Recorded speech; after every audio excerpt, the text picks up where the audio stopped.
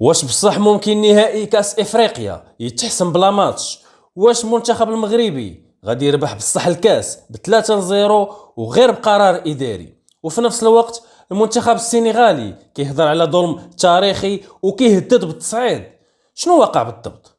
واش حنا قدام فضيحه كرويه ولا غير اشاعه كبيره اللي دايره البوز؟ كاينين اللي كيقولوا الامور واضحه وما فيها حتى نقاش.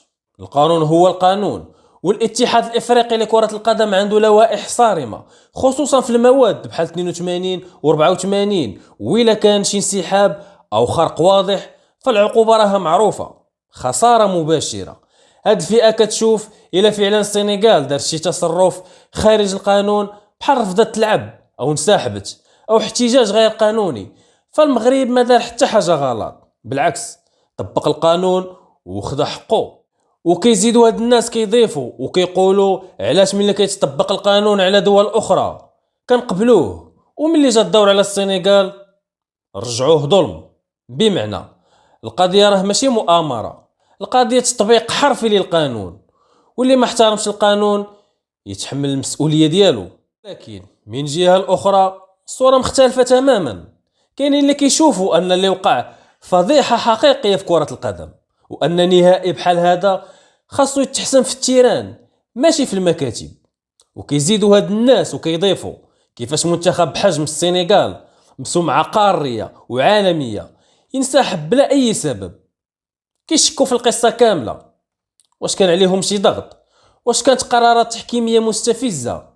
واش كان شي تلاعب في الكواليس؟ وحتى التصريحات المنسوبة لبعض المسؤولين السنغاليين كتعكس غضب كبير، حتى وصل الكلام للتهديد بالتصعيد وربما الانفصال على الاتحاد الافريقي لكرة القدم. هنا كيتطرح سؤال خطير: واش الكاف فعلا عادلة ولا كاين شي ازدواجية في المعايير؟ ودابا اجي نوقفوا شوية ونحاولوا نشوفوا الصورة بعقل بارد.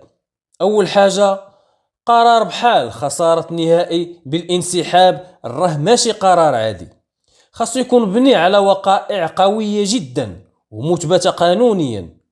تاني حاجة، اي خبر بهذا الحجم خاصو يكون منتشر في العالم كامل، في القنوات الكبرى وفي المواقع الرسمية، ماشي غير في التدوينات وفي الصفحات. وثالث حاجة، فكرة ان نهائي قاري يتحسم ب3-0 اداريا راه سيناريو نادر ونادر جدا وكيوقع غير في حالات استثنائية بزاف. يعني باختصار، اما وقع شي حدث كبير وخطير فعلا وباقي ما تعلنش، او حنا قدام شي خبر غير مدخمينه وممكن يكون مفبرك.